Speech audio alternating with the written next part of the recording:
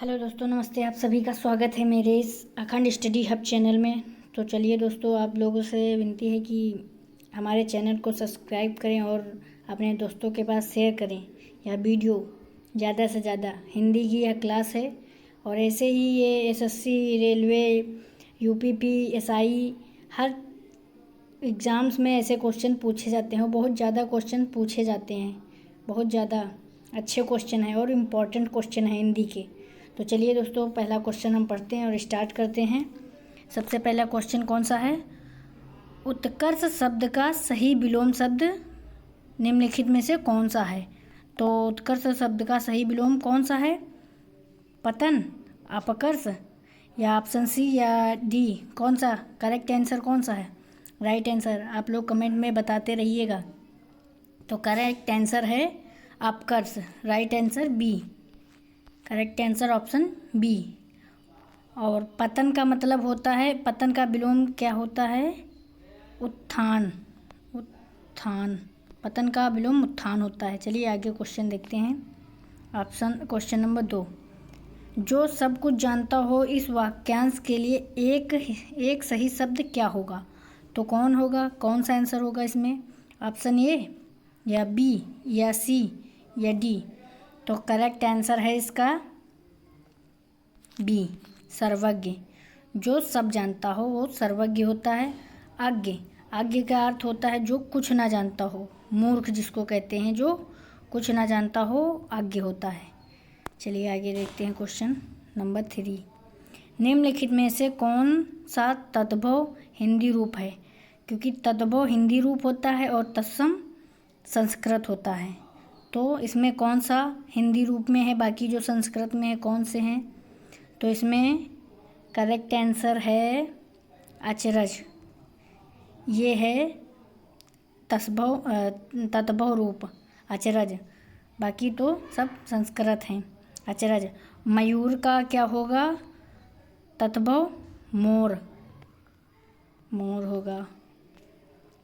और सूर्य का सूरज। सूरज। ये हैं तद्भव रूप। चलिए आगे। तरिण और तरणि शब्द युग्म का सही अर्थ भेद क्या है? तो क्या है? ऑप्शन नंबर ए, बी, सी या डी? पार होना और तैरना। कौन सा है करेक्ट आंसर? तो ऑप्शन नंबर बी, सूर्य और नाव। तरिण और तरणि, सूर्य और नाव। Option number B. कपटी मित्र के लिए सबसे उपयुक्त मुहावरा कौन सा होगा? तो आस्तीन का सांप, अक्ल का अंधा, गुदड़ी का लाल, गांठ का पूरा। तो इसमें कौन सा आंसर होगा? आप लोग बताइए। आपका मित्र, आप अगर ऐसे मित्र हों तो कैसा आप लोग यूज़ करेंगे? तो करेक्ट आंसर ए, आस्तीन का सांप। Option number A. चलिए आगे देखते हैं। महर्ष शब्द में कौन सी संधि है? महर्ष शब्द में कौन सी संधि है? तो महर्ष में कौन सी संधि है? तो ऑप्शन नंबर ए, बी या सी या डी? तो इसमें गुण संधि है। Option number B, correct answer B, गुण संधि। चरण कमल, यहाँ इसमें ऑप्शन दिख नहीं रहे होंगे, ये देखिए, आप देखिए चारों ऑप्शन। चरण कमल बंदोहरि राही में कौन सा अलंकार प्रयुक्त होता है? तो उपमा अलंकार या रूपक अलंकार या उत्प्रेक्षा या अनुप्रास? तो करेक्ट आंसर है बी, रूपक अलंकार। ऑप्शन नंबर बी, रूपक अलंकार। चलिए आगे देखते हैं। आगे इसी तरह हमारे चैनल को सब्सक्राइब करिए और आगे बढ़ते रहिए और पढ़ते रहिए। इस बार तो ज्वाइनिंग लेटर लेकर ही मानना है सभी को। चलो, निम्नलिखित में शुद्ध वर्तनी वाले शब्द का चयन कीजिए। कवयित्री या कवयित्री, कवयित्री, काव्यित्री। करेक्ट कौन सा है? तो आप लोगों को पता होना चाहिए, कवयित्री लिखा जाता है। Option number B, correct answer B. पीतांबर, पीला अंबर जिसका अर्थात श्री कृष्ण में कौन सा समास है? तो कौन सा समास होता है इसमें? तो इसमें ऑप्शन नंबर ए या बी या सी या डी? तो करेक्ट आंसर है सी। सी, ऑप्शन नंबर सी बहुव्रीहि समास। बहुव्रीहि समास पीताम्बर में बहुव्रीहि समास है। Correct answer C. कूल और कूला या कूल और कुल शब्द युग में कुल और कूल का सही अर्थ क्या है? बहुत बड़ा अच्छा क्वेश्चन है। ऐसे ही क्वेश्चन एग्ज़ाम में पूछे जाते हैं, तो आप लोग आंसर बताइएगा कमेंट बॉक्स में, आपका क्या कहना है। तो वंश और किनारा, किनारा और वंश, सब और थोड़ा, परिवार या घर, तो करेक्ट आंसर कौन होगा? जल्दी से आप लोग बताइए। तो करेक्ट आंसर होगा ए, वंश और किनारा, ऑप्शन नंबर ए। चलिए 11वां नंबर क्वेश्चन देते हैं। वीर रस का स्थायी भाव क्या होता है जो मन को उत्साह जगाता है? तो आप लोगों को पता होगा कौन सा होता है, इंटर में पढ़ा ही होगा। वीर रस, उत्साह जगाने वाला वीर रस। तो पहला है रति, शोक, क्रोध, उत्साह। इन चारों ऑप्शन में कौन सा होगा? Option number D, correct answer D, उत्साह होगा। और क्या, किसी चीज़ को करने के लिए उत्साह होता है, जो वीर रस की परिभाषा करता है।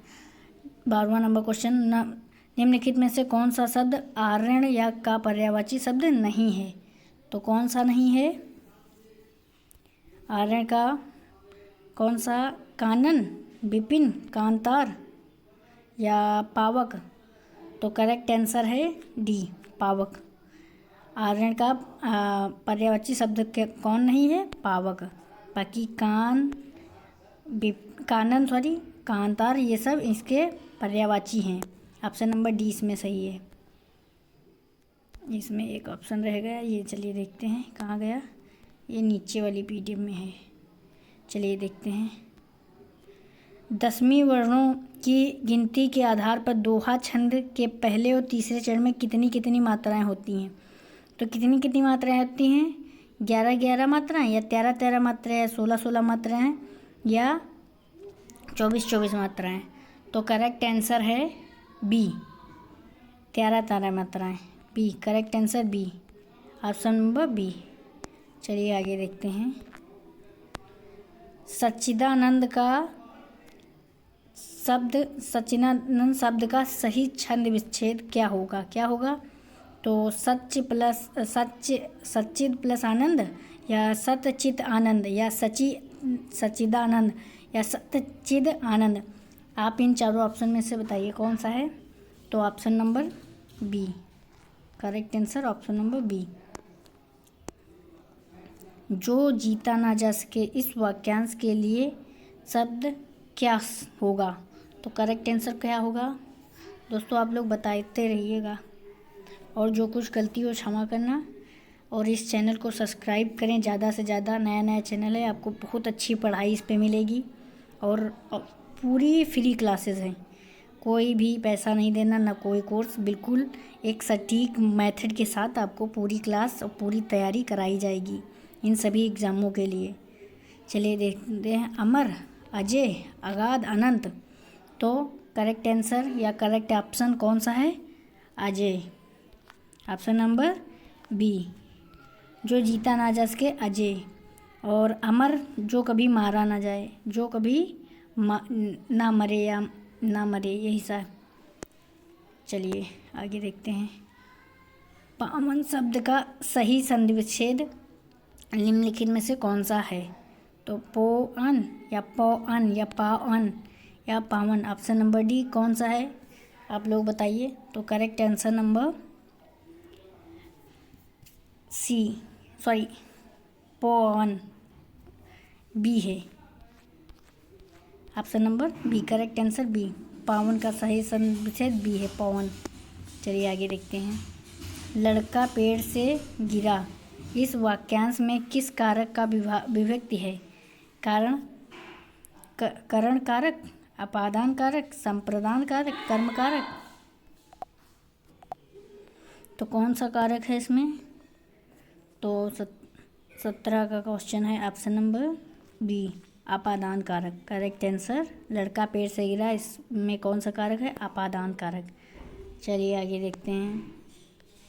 लेखक शब्द के अंत में कौन सा प्रत्यय लगा हुआ है? लेखक शब्द में कौन सा आखिरी में अंत में प्रत्यय लगा हुआ है? तो का, इक, आक, अक, इन चारों ऑप्शन में करेक्ट आंसर कौन सा होगा? ऑप्शन नंबर डी, अक। लेखक, लेखक, लेखक मतलब ये का आ दिख नहीं रहा, लेकिन लेखक ऐसा आता है। अनुराग। 19, अनुराग शब्द का सही विलोम शब्द क्या होगा? वैराग्य, विराग, प्रेम, द्वेष। तो कौन सा करेक्ट आंसर होगा? विराग। अनुराग का विराग। चलिए आगे देखते हैं 20 नंबर क्वेश्चन। निम्नलिखित में से कामदेव का पर्यायवाची शब्द कौन सा है? ऑप्शन कहाँ गए? यहाँ इसके ये रहे ऑप्शन, चारों ऑप्शन यहाँ हैं। कामदेव का पर्यायवाची कौन सा है? तो मारक, मनोज, वारिज, दामोदर। तो करेक्ट आंसर इसमें क्या है? मनोज। ऑप्शन नंबर बी, कामदेव का पर्यायवाची मनोज होता है। चलिए, थाली का बैंगन होना मुहावरे का सही अर्थ क्या है? थाली का बैंगन होना मुहावरे का सही अर्थ क्या है? गोल मटोल होना, सिद्धांतहीन व्यक्ति, बार बार पक्ष बदलना, अधिक बिकने वाली वस्तु, सब्जी बनाना। तो कौन सा होगा इसमें correct answer? Option number B, बार बार पक्ष बदलना, सिद्धांतहीन व्यक्ति। चलिए अगला क्वेश्चन देखते हैं। चौराहा शब्द में कौन सा समास है? तो चौराहा शब्द में कौन सा समास है? द्वंद्व समास, द्विगु समास, कर्मधारक समास या अव्ययी भाव समास। तो करेक्ट आंसर बी, द्विगु समास। ऐसे ही पढ़ने के लिए हमारे चैनल को जल्दी से जल्दी सब्सक्राइब करें, अखंड स्टडी हब चैनल। रसोइया शब्द में कौन सा प्रत्यय प्रयुक्त हुआ है?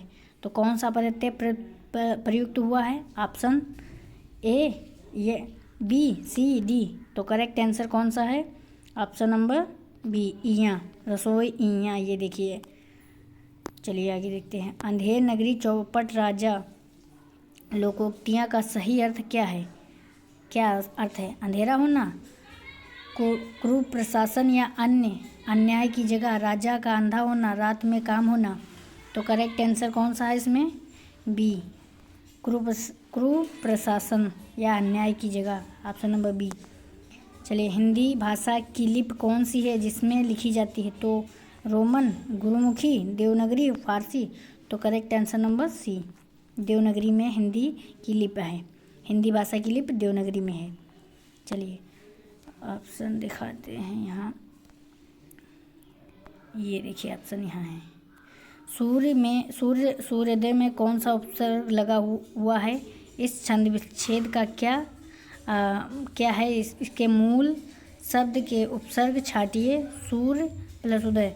तो इसमें कौन सा करेक्ट आंसर है? ए, सूर्य, सु, बी, सैर, उपसर्ग रहित। तो इसमें करेक्ट आंसर है उपसर्ग रहित, ऑप्शन नंबर डी।